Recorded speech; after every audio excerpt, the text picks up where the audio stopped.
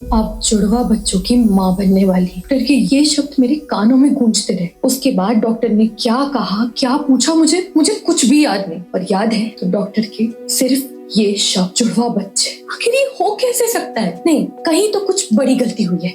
या तो रिपोर्ट बदल गई है, या तो गलत रिपोर्ट आई है। कुछ तो गलत है। मैं प्रेग्नेंट कैसे हो सकती हूँ, जबकि मैं कभी किसी के नजदीक आज तक नहीं गई। ना लाइफ में कभी कोई रिलेशन रहा, ना कोई नजदीकी। मैं ये सब घर पर कैसे बताऊंगी? पापा को तो मैं पहले ही नहीं पसंद। ढेरों उलझने, घबराहट अपने अंदर समेटे में चल पड़ी घर की तरफ, एक नए तूफान का सामना करने। मुझे अब तबीयत की चिंता नहीं थी, बल्कि अब चिंता थी तो ये कि पापा क्या कहेंगे। शहर के सबसे बड़े व्यापारी गौतम गुलेरिया की बड़ी बेटी बिना शादी किए माँ बनने वाली है। हमारे समाज में आज भी बहू बेटियों से ही परिवार के सम्मान को तोला जाता है। मैं पापा के उसी सम्मान को चोट पहुंचाने वाली थी। मैं डर से कांपती हुई घर लौटी।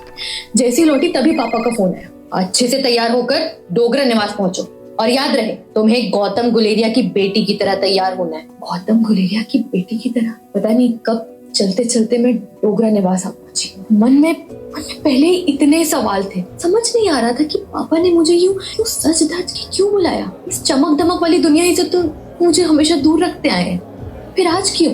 मन और तन दोनों को संभालते हुए, समेटते हुए डोगरा निवास की सीढ़ियों पर चढ़ना शुरू किया। मैंने लोगों को बात करते सुना, तब पता चला कि ये पार्टी कुणाल डोगरा के पिता ने रखी है। फिर वहां थोड़ी दूर पर एक बेहद शानदार बनारसी सिल्क साड़ी में एक औरत खड़ी हुई। उसे मैंने कहते हुए सुना, डोगरा साहब इस पार्टी के जरिए कुणाल की जीवन साथी ढूंढना चाहते हैं। मतलब इसलिए पापा ने मुझे कहा था कि गौतम गुलेरिया की बेटी की तरह तैयार होकर आना। पर मैं उन्हें कैसे बताऊं कि मैं जीवन के उस मोड़ पर हूँ कि कुणाल तो क्या, शायद मैं किसी की बीवी बनने लायक नहीं बची। मैं हाफती हुई जैसे तैसे सीढ़ियां चढ़कर ऊपर आई तो देखा पापा एक कोने में खड़े हुए थे। मेरी सौतेली बहन कामिनी के साथ कुछ बात कर रहे हैं। उन दोनों ने मुझे अब तक देखा नहीं था। इधर मेरी नजर गई पर बालकनी में कुणाल अपने पापा के साथ खड़ा था। शायद मैं इनसे पहले मिल चुकी थी। हाँ, याद आया, कुछ महीने पहले कामिनी का बर्थडे था तो पापा ने घर पर बहुत बड़ी पार्टी रखी, तो उसमें डोगरा परिवार भी आया। पापा ने कहा था कि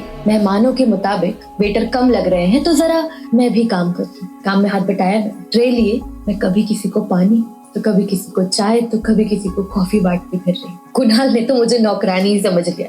मैं अपनी ही सोच में खोई हुई थी, तभी यादों के सन्नाटे को चीरती हुई आवाज आई। कुणाल अपने पिता से कह रहा था, कैसे आपने तय कर दिया कि मैं उस मोटी लड़की से शादी करूंगा? मेरी जिंदगी का फैसला आप कैसे ले सकते हैं? सोचा भी कैसे आपने ये? शायद उन दोनों को अंदाजा नहीं था कि नीचे खड़ी मैं उनकी बातें साफ साफ सुन पा रही थी। पता नहीं कुणाल के पिता किससे उसकी शादी करवाना चाह रहे।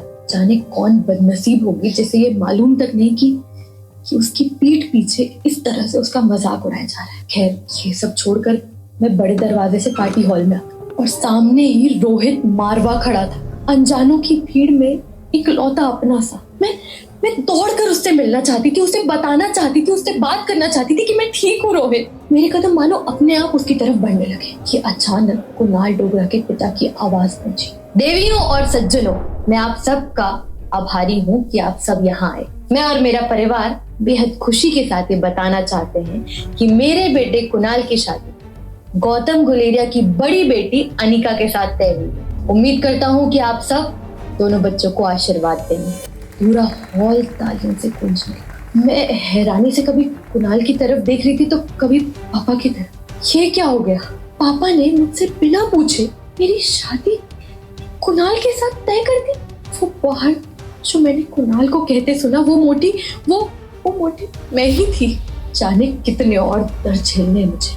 पापा को ये बात कैसे बताऊं कि मैं शादी नहीं कर सकती, किसी भी हालत में नहीं कर सकती। मैं पापा के पास गई, उन्हें धीरे से अपना सच बताया, लेकिन मेरी वो बिना कोई बात सुने मेरा हाथ पकड़ के मुझे स्टेज की तरफ ले जाने लगी। मैं घबराहट में अपना हाथ छुड़ाने की कोशिश कर रही थी और मैं जोर से बोल पड़ी कि ये नहीं हो सकता, नहीं हो सकता ये। लेकिन पापा इतने मगन थे कि उन्होंने मेरी बात ही नहीं सुनी। वो बस मुझे लेकर जा रहे थे स्टेज की तरफ और उनकी तेज चाल से मैं कदम से कदम नहीं मिला पा रही थी। ऐसा लगने लगा मानो मैं गिर पड़ूंगी। मेरे पैर लड़खड़ाने लगे तो मैंने पास खड़े एक व्यक्ति का हाथ पकड़ लिया। देखा तो वो रोहित था। मैं कुछ बोलना चाहती थी, मदद मांगना चाहती थी, लेकिन जैसे गले से आवाज ही नहीं निकलना चाहती। जाने क्यों आंखों के आगे अंधेरा सा आने लगा। ऐसा लग रहा था कि सब कुछ धुंधला हो रहा है। और जब अगले दिन आंख खुली तो मैं हॉस्पिटल में थी। पापा मेरे बेड के पास में ही खड़े हुए, आंखों में गुस्सा लिए मुझे देख रहे थे। और मुझे होश में आता देखते ही वो जोर से चिल्लाए, तुमने सब बर्बाद कर दिया।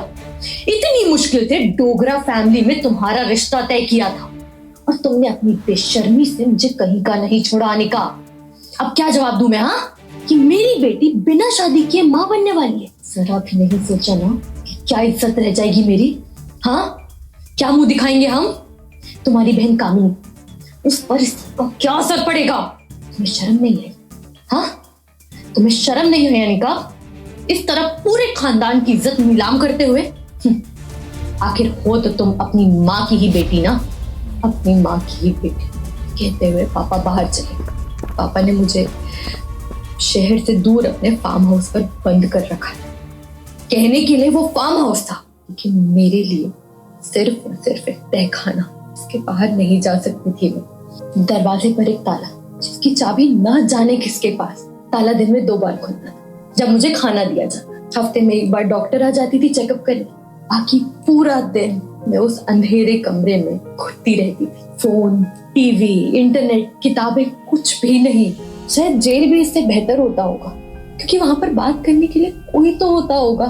इधर प्रेगनेंसी की सारी तकलीफें, जी घबराना, उल्टियां, सब कुछ मैं अकेले झेल रही। कभी कभी मन करता था कि बस खुली हवा में ना सांस ले पाऊं, मगर किसको कहती। सिर्फ दीवारें थी मेरे साथ देने के लिए वहां। दिन, हफ्ते, महीने बस यही सोच सोच कर निकाल दिए कि शायद अगर मेरी माँ जिंदा होती ना तो जिंदगी बहुत अलग होती। शायद वो मेरा यकीन करती जब मैं उन्हें बताती ना कि मुझे भी नहीं पता ये सब क्या हो रहा है। मैं खुद भी उतनी ही घबराई हुई, ये कैसे हो रहा है, क्या हो रहा है। मैंने कुछ नहीं किया, शायद वो मेरी बात मान। 9 महीने बीत गए और आखिर वो रात आ गई जिसका मुझे इंतजार भी था और डर भी। मेरी नींद अचानक तेज दर्द के साथ खुली। ऐसा दर्द जो मैंने पहले कभी महसूस नहीं किया। और घंटों तक मैं उस दर्द से चिल्लाती रही, जूझती रही।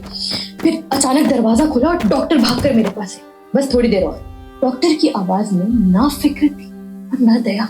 बस वो मशीन की तरह अपना काम कर रही थी। दर्द से जूझते जूझते मेरी सांसें उखड़ने लगी थी कि तभी एक बच्चे की रोने की आवाज है। डॉक्टर ने बताया मुझे कि मुझे लड़का हुआ है।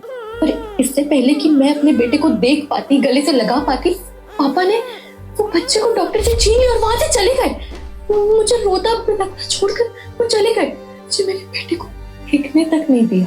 मैं बोलती रही, पापा प्लीज, पापा नहीं, वो मासूम बच्चा है, प्लीज मुझे मेरा बेटा वापस दे दो पापा। मैं रोती रही, खिड़खिड़ाती रही, अपने बेटे से मिलने की भीख मांगती रही। हमेशा की तरह मेरी किसी ने नहीं सुनी, मुझे सिर्फ और सिर्फ अनसुना कर दिया। अभी मैं समझ भी नहीं पाई थी कि मुझे फिर से बहुत जोर से दर्द हुआ। डॉक्टर ने बताया कि इस बार बेटी हुई है।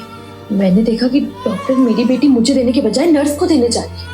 उस पर ना जाने मेरे अंदर क्या टूटा, ना जाने मुझे क्या हुआ, जैसे मुझे किसी ने बिजली का झटका दिया। अपने अंदर की सारी ताकत समेट कर मैंने डॉक्टर के हाथों से अपनी बेटी छीन ली। बेटी को सीने से लगाए मैं उस जख्मी हालत में मैं भागती रही। मन में बस एक ही बात थी कि मुझे अपने बच्चों को बचाना है, अपने बेटे को ढूंढना है और यहाँ से कहीं दूर चले जाना है, जहाँ मेरे पापा का साया भी ना पड़े मेरे बच्चों पर। पर शायद किस्मत को कुछ और मंजूर था। मैं भाग ही रही थी कि अचानक से मुझे किसी ने बहुत जोर से पकड़ा पीछे से और मैं चिल्लाते हुए पीछे मुड़ी तो देखा पापा खड़े। मेरी मासूम बच्ची जमीन पर गिर गई, वो जोर जोर से रोने लगी। मैंने बोला, पापा मुझे जाने दो पापा प्लीज। पापा ने कहा, तुम्हें सच में लगता है कि तुम भाग पाओगी और मैं तुम्हें भागने दूंगा? पापा माथे पर बिना कोई शिकन लिए बोल रहे थे। पर मेरे लिए जिंदगी खत्म हो गई थी। अब कुछ नहीं बचा था। अब मैंने हार मान ली थी।